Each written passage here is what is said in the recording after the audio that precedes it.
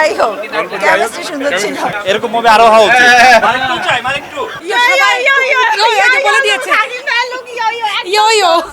অনেক এনজয় করেছে এবং সবাই বলছিল যে শুভ ভাইয়ের আমাকে দেখতে নাকি খুব মানে ভালো লাগছিল দেখতে, এই জুটিটা খুব সুন্দর। বলো বলো কি বলো বলো কেমন লাগছে বলো। আচ্ছা গানগুলো সুন্দর, রোমান্টিক হচ্ছে, ভালোই লাগলো, ভালোই লাগছে। Thank you. গল্প যাই হোক, তোমাদের কেমিস্ট্রিটা ভালো ছিল। গল্প যাই হোক গল্প যাই হোক, কেমিস্ট্রি সুন্দর ছিল।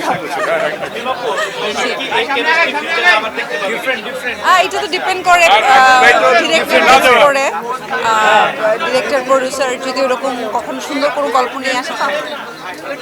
একদম কেমন লেগেছে? খুবই ভালো। দর্শকদের যে রিয়াকশন না খুবই ভালো। আর মিম তো অসাধারণ করেছে। হ্যাঁ, দর্শকদের কাছে ভালো লেগেছে, এটাই হচ্ছে সবচেয়ে বড় কথা। Thank you so much. ভালো লাগবে, আপনারা দেখবেন, দর্শকরা দেখবেন, ছবিটি ভালো লাগবে। সবাই দেখবেন। খুব সুন্দর, অনেক সুন্দর লাগছে। এরকম মুভি আরো হওয়া উচিত। একমাত্র স্মার্ট সিটি বসুন্ধরা, আধুনিকতায় এক ধাপ এগিয়ে। খুব ভালো হয়েছে ভাই, কেমন লেগেছে? Average average average average average average average average সবাই আমার লাগছে এবং সবাই এভারেজ সিনেমা। আমার কাছে খুব ভালো লাগে নাই, আর একটু ভালো করা যাইতে পারতো। কাহিনী অ্যাডাপ্টেশন মনে হয়েছে, ঠিক আছে। আর কি বলবো, আর কিছু বলার নাই। মালিক জোস এবং মিমাপুর অ্যাক্টিং জাস্ট অ্যামেজিং। আমার কাছে ভালো লাগছে। মারদাঙ্গা মানে মারদাঙ্গা।